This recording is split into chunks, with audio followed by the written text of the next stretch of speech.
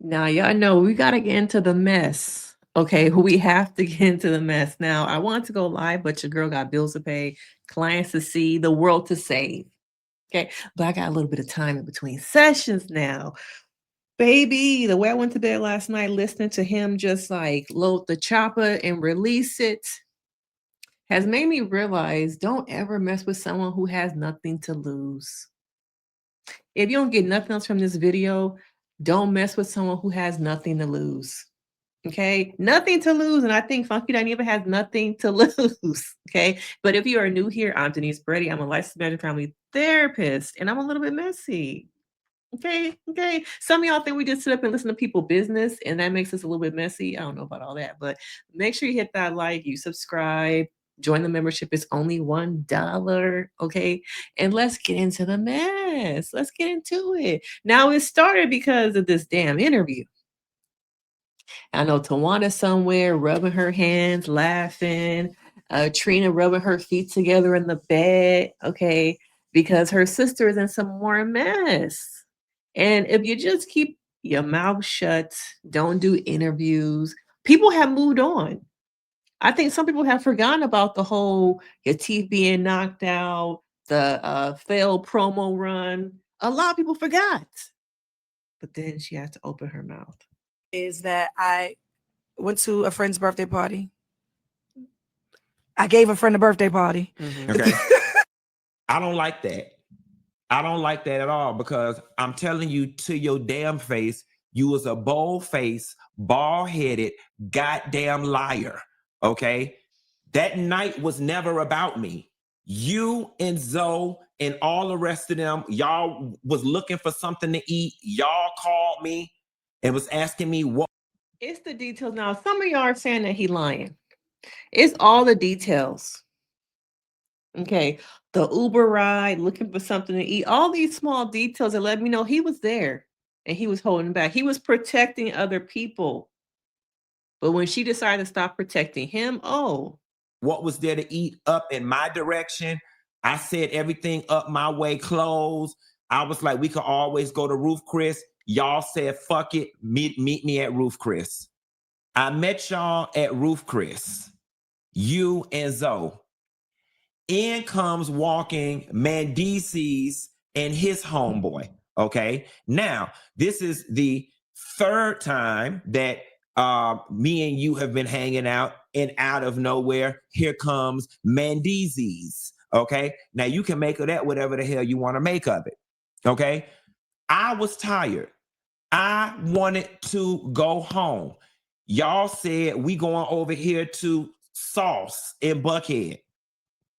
Meet us at Sauce. it's the details for me, y'all. It's the details. He been done this for a long time too. And that's a friend, because I think they were friends at some point. They frenemies. But he sat on this for a long time and let people tell him he was lying, the bloggers, the commenters. But once again, Tamar has to learn to be quiet. Silence. Silencio. Be quiet sometimes, because sometimes her mouth gets her in a lot of trouble. A lot of trouble. Because like I said, how many of y'all forgot about this and have moved on? How many of y'all forgot? I say, y'all, I really don't want to go. I drive my car over to Sauce. By the time I get to Sauce, Zoe calls and says, Tamar said, just leave your car at her house and we're going to go to V12. I didn't even want to go. You didn't throw me no party, love. Why are you doing this? Why is it so important for you to create this narrative like you were doing something for a friend and a friend did you so wrong? Okay? So now you and Mendeecees sneaking and dealing around. Mendeecees was behind us at the V12. Okay? He just didn't want to walk in, or they had arranged it because he didn't want to be caught up all in the mix. If you were throwing Quentin a party, Tamar, the sign would have said Quentin. The sign would have said Funky Dineva on it. Okay. Now, in fairness, it was my birthday week. And maybe in your mind, you were saying, let's go out and continue to hang for your birthday. Or it's your birthday. It was a setup. It was a setup. Okay. You were supposed to be the deflection away from what I'm doing over here.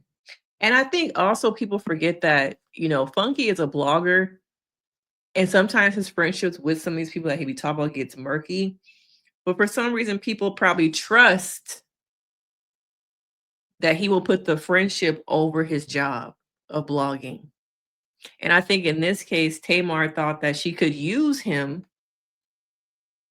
that he would catch all the smoke and it would be a deflection and he would protect her like he's been protecting her away from what she was really doing.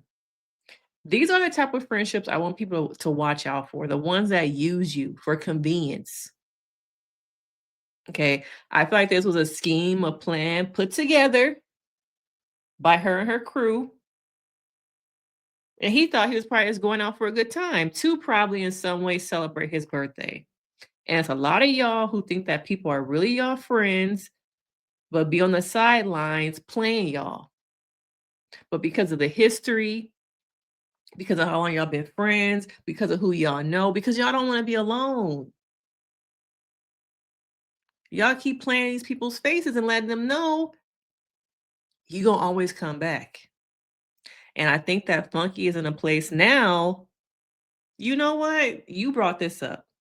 You sat in that late interview. And once again, people probably started coming into the comments saying he lying. It's people in my comments saying that he lying. So I know they're in his comments saying he lying. Okay. And then you got Mendeecees, who is always tied up to some woman somewhere. Is him and Yandy even married? And then Yandy be copying for him and protecting him for what? That's another layer of this whole situation. Why do we continue to, I say we as in women, not me and you, girl. Okay.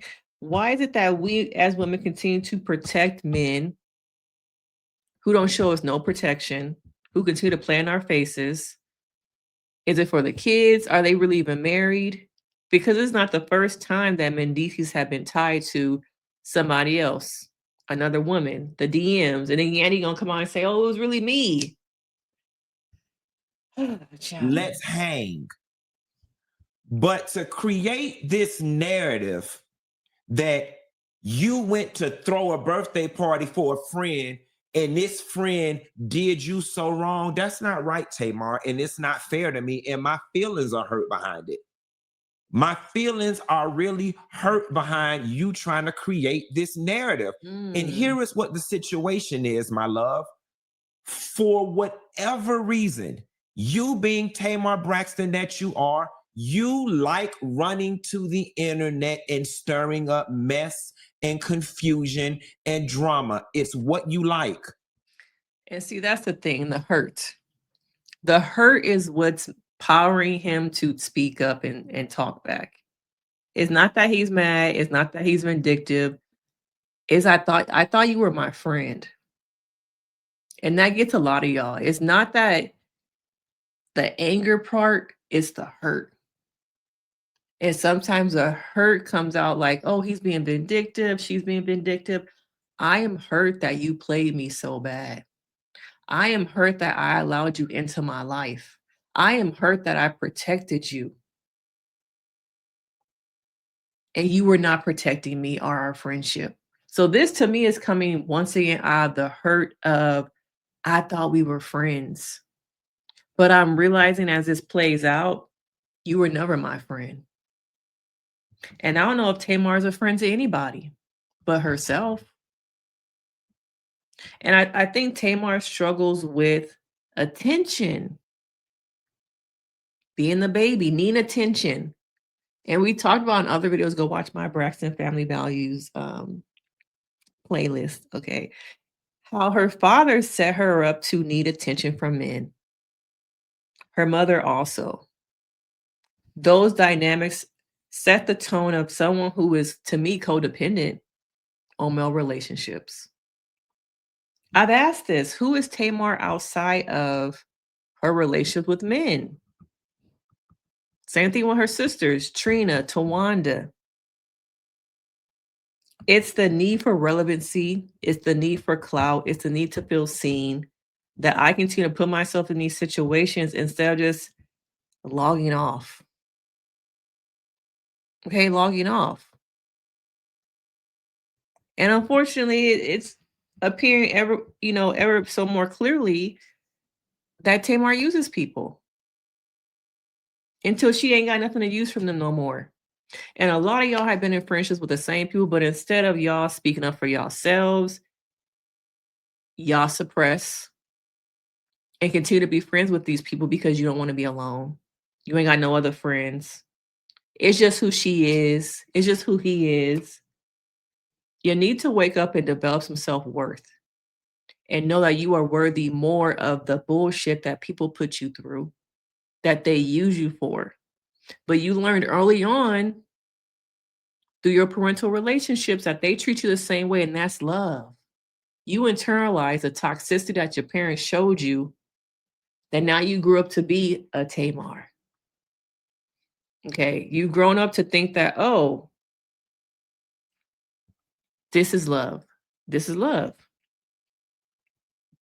Real world where anybody busts out the front of their damn mouth and then start talking about they woke up in a pool of blood and they almost died. I did not play it in this interview, but at the time in which you went to the internet, you said you woke up in a pool of blood and almost died. In this interview with L'Oreal, you mentioned that you were home with David or somebody, and they said we need to call the ambulance, and you were like, no, we're not calling no ambulance, which suggests to me that you did not almost die. Okay, but now since you want to be like this, let's be like this. Part of the problem with this whole thing was, Tamar, is that I was never comfortable with the relationship that you and Mendeecees had in front of me. Okay, all that's me. Part of the problem with this whole thing was, Tamar, is that I was never comfortable with the relationship that you and Mendeecees had in front of me. Okay, all of that, you at the music video shoot in your booty shorts, sitting on top of him meeting us up at restaurants every time we met up. I was very uncomfortable with it. And if we're gonna tell it, let's tell it all. So since you were throwing a party for a friend's birthday party, do y'all want to know why I did not get out the car and go upstairs with Tamar when we got back to her house? Yeah. Because after her and Mendeecees got through kissing in the back of that goddamn car, I figured they wanted to be up there privately. Oop. So that's another thing. She was using him as a buffer and playing him again. Oh, I'm gonna say I'm going out with Funky. Just show up. Just, it's ATL. We just happened to run into each other at the same restaurant, right? So this has been going on for some time. Why do y'all put y'all friends in situations you know are wrong? You know makes them uncomfortable. You know they're not down for. But because you my friend, you're gonna put up with it, right? That is why when we got dropped off at Tamar's house, I did not go upstairs. I got in my damn car and went home because you was sitting on his lap in that goddamn Uber and y'all ass was kissing. Okay. And the shit made me damn uncomfortable. Okay. Now, if anybody know who happened and what happened to your damn teeth, it's Mendeecees and his best friend, because they was the ones who went upstairs with you. Wait. Okay, stop. Give me my. Like, come on, yo.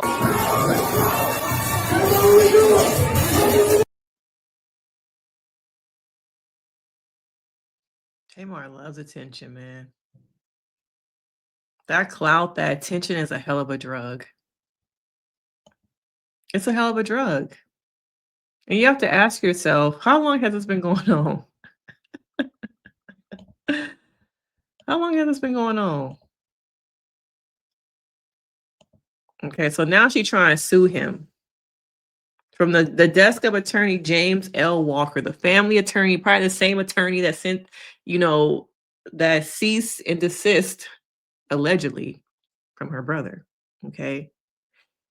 Let's read these rumors don't just touch me, they touch our families, our kids, our loved ones. The people who never asked to be dragged into nonsense. I had hope by now we'd be better from those who claim to report responsibility and love our people. As for me, I'm letting my lawyers take it from here.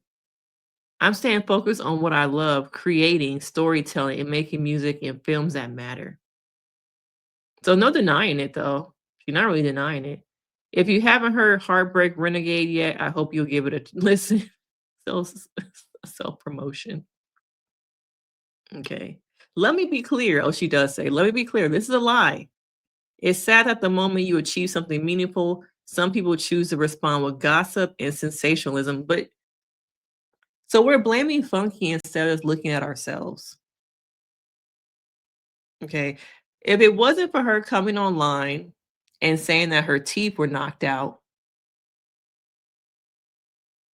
would this have even like really started? Y'all have to be careful with who y'all friends with.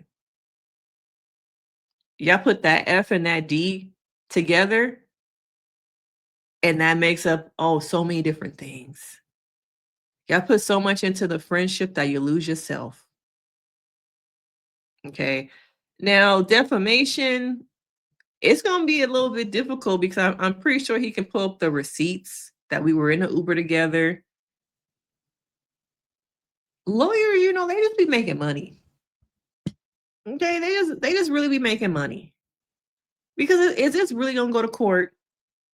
Is this really gonna go somewhere? I don't think so.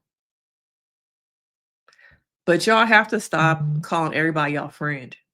We need to go back to the times of calling people associates. You are an associate.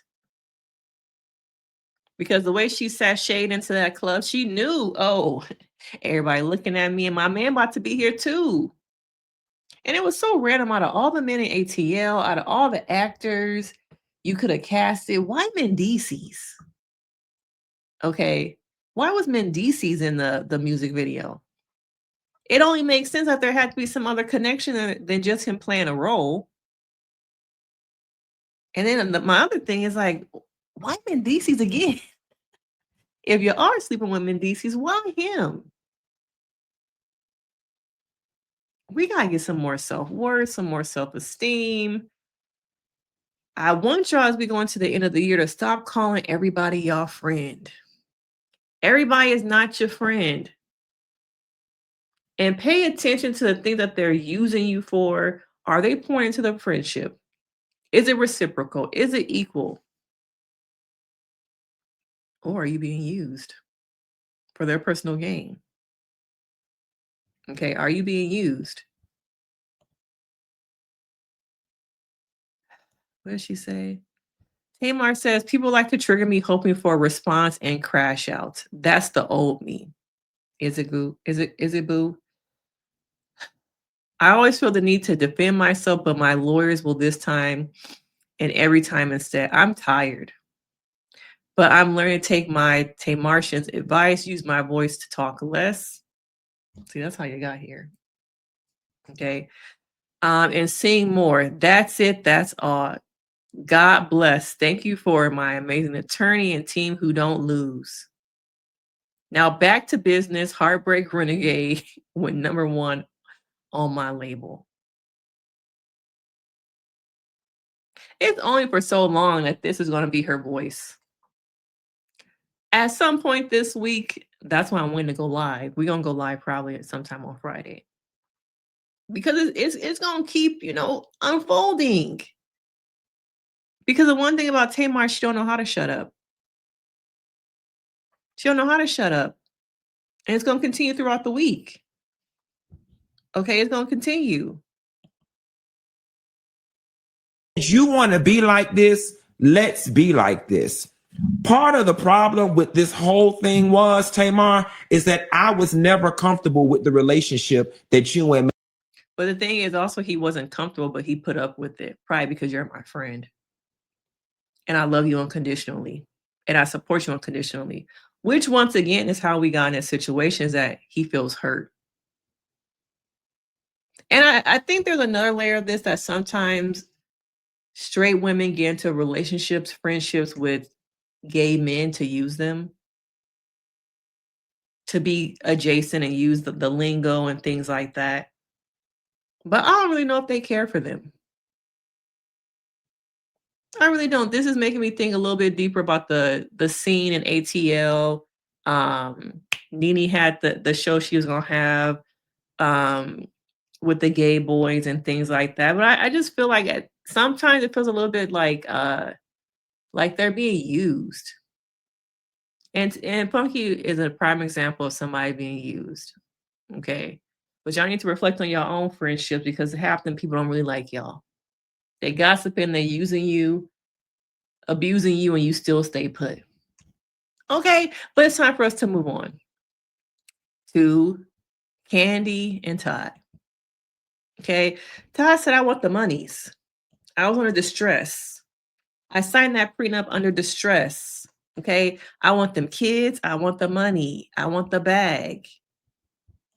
I want the bag. Now let's get into it. It's kind of like either you sign it or I don't want to marry you. That's not fair. Let's talk. I'm asking you to talk. I'm asking you to tell me, what is it that you wanted to say? I want it to become a proper document. He said that. How is it not a proper document, Todd? I'm not the attorney. What is not proper Let's call the attorney. Let's call the attorney and let him talk. Call him right now, please. I want him to tell me what is not proper. Come on, let's go. Please call him. I'm not sure what Todd's attorney is telling him is abnormal about the prenup. I actually had 2 lawyers to put my agreement together. I'm not sure. Oh, she's smart. 2 different attorneys. And at first she didn't want a prenup, right? But they think the problem is, besides that it's good. We're going back and forth arguing before we're supposed to get married. Exactly, because we're not going to get married if we don't have no prenup. And we sit up here arguing about that I don't even understand why we're arguing. Because if you got, you work, Go ahead. I work. So I'm not understanding what is it that we're debating here. Well, we'll speak to the lawyer. You ain't even telling me what it is that he feel like should be in there. Because when I look at his notes, he's talking about you doing all this work for me. And it's like, you ain't worked on that for me, but stuff that you're also getting a percentage of. So it's not like you just working for me. I don't think that Todd told his attorney everything about our business arrangement, because for some reason, he's under the impression that Todd was some intern of mine on the musical that we did together. Any profits from A Mother's Love, we split 50-50. Hi, this is Randy. I'm sorry I can't take your call. Leave me a message. Hey, Randy, it's Todd Tucker. Can you give me a call? Myself and Kandi would like to talk to you. This was a bad omen. This was a bad omen that y'all arguing about the prenup. What was it, like a day before the wedding? Okay, the day before the wedding. Do y'all think that he all along was just scheming? He's always want the money. Somebody said, I'm not marrying no man that I have to go back and forth with over a prenup. Yeah. Lots of red flags here. And I would like to get our attorney on the line. So I'll give Randy a call. I just want to talk through all of his concerns. And, it'll be best if it was available if he calls back? Yes. Okay. Okay, thank you. I'll call you back. Okay, bye. In my mind, you trying to make something that's very cut and dry, very complicated. But I'm not just going to sign the document right now. So when you call me back, I'll call you. Okay? So, yeah, okay. This should have been a red flag Todd right has here. never given me any reason to think that we were not on the same page when it came to the prenup. Now that Todd has gotten this attorney, he keeps going back to, well, Randy says, or Randy. Do y'all think that he was hoping to manipulate her or scare her into saying, you know what? I love you so much, we ain't gotta do a prenup? Was it a scare tactic?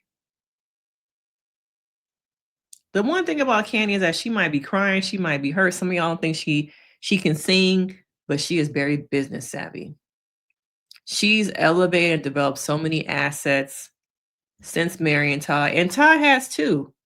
The prenup to me was about protecting each of our assets. And most of the time when people get married, some people don't have assets, and as you get married, You buy a house, you might start businesses, you develop assets. So you need that shit protected. Okay. You need that shit protected. And now is this going to become evidence that it wasn't really, he wasn't under distress? Now let's watch this next clip. Hey, how you doing? How you doing? Nice to meet you. It's nice to meet you. Hi, Todd. Marjorie's my notary. Okay. Reagan is going to be one of the witnesses. Kate will be the other witness. I decided to sign a prenup against my lawyer's advice. In the end, I know all this legal stuff is not going to keep me from being with Kandi. You do many of these on the neighborhood? I have done a couple. Yeah. All right, I'm rolling. Okay. All right, let's do it. Okay, ready. Oh, they got this all on camera. This is a video They own of the camera taping. of the prenuptial agreement between Kandi Burruss and Todd Tucker. You acknowledge that you've had a sufficient amount of time and opportunity to fully consider the prenuptial agreement and to request changes. They smart. To the prenuptial agreement. They smart. Yes.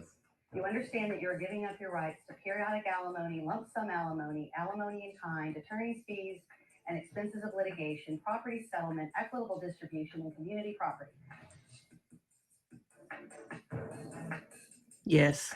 Yes. Wow. You understand that wife may dispose of any of her separate property as defined in the prenuptial agreement without your participation or signature. Yes. You believe that the provisions of the prenuptial agreement are fair, just, reasonable, and equitable. Yes. You are signing the prenuptial agreement freely and voluntarily without coercion or other undue influence by wife or any third party. Yes. There have been no threats of bodily or other harm or other actions against you amounting to coercion, compelling you to act against your free will to sign the prenuptial agreement. No. No. Todd, do you have any questions? No. Okay. You're just ready to get this over with? Yes. He signed it, y'all. Okay, you're done. I'm good. I'm signing this prenup proves once and for all that I'm in this relationship because I love Kandi, not because I want her money. I'm almost done. Yes. Yeah, there it is. At least you didn't make me do this at the wedding.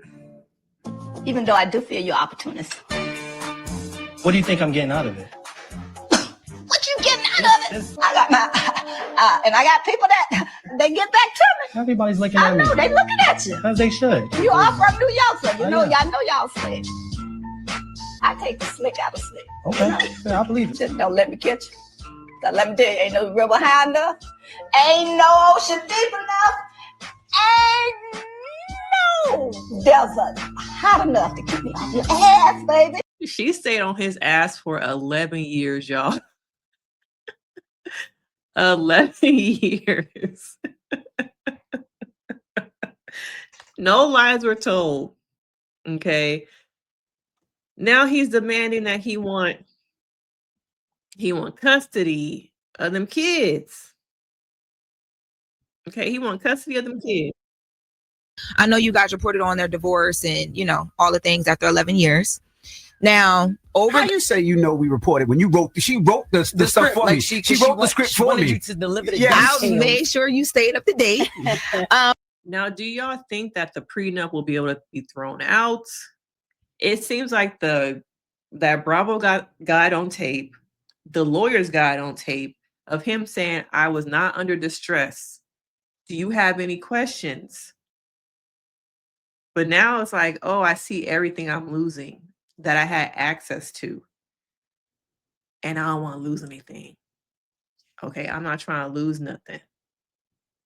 But Ty said, oh, wait a minute. I'm gonna need some of that monies. I'm gonna need them kids. Because if I get the kids, then I can get alimony and child support. And I need to continue to have access to the money.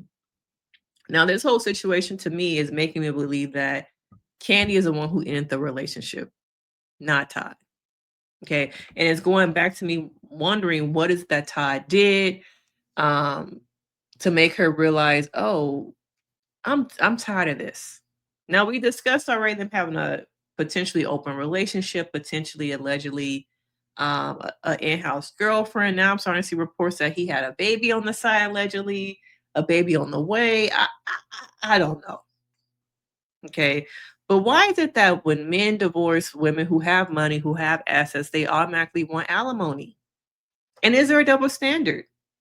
Now, if the roles were reversed and Kandi was the one coming into the marriage and Ty had years of assets, will people be having the same conversation? Will people be looking at Kandi sideways? But is it that from the beginning, the Mama Joyce of it all, this being a scheme, followed them throughout the relationship? As a therapist, I feel like when you have family members meddling, speaking in your ear, not liking the person from the beginning, there's no way the relationship can work. It will never work as long as those family members are in your ear. And she stayed on his neck for how long? 11 years. 11 years, y'all. Okay. Now this is only going to be, it's going to continue to unravel, unfold. All right. I want to get on here with my quick thoughts in between my clients and give y'all a little bit of piece of therapy. Okay. But do you think that's a double standard here? Do you think if it was Kandi wanting alimony that people would be saying something else? Why is it that the men are always looked down upon for wanting alimony? A little bit of a checky check. Okay, look at Mary J. Blige. Okay, look at all the women who end up paying their husbands and still paying their husbands. Toni Braxton. Okay, alimony. I think her kids are of age now, so she probably not no more. But these are just my quick thoughts. Of course, we're going to go live later this week, most likely on Friday. Let me know your thoughts on this whole situation, even when it goes back to Funky and Tamar. Sometimes we have friendships that are using us, abusing us, that do not exhibit equity. Are you pouring in more than the other person is pouring into the relationship? And is it time to reevaluate who are your associates and how many people you have put that F and that D on when it comes to friend, and they're not even showing up as a friend to you? All right. Hit that like, subscribe, do all the do's to support this channel, and I'm going to see y'all in the next one. Bye.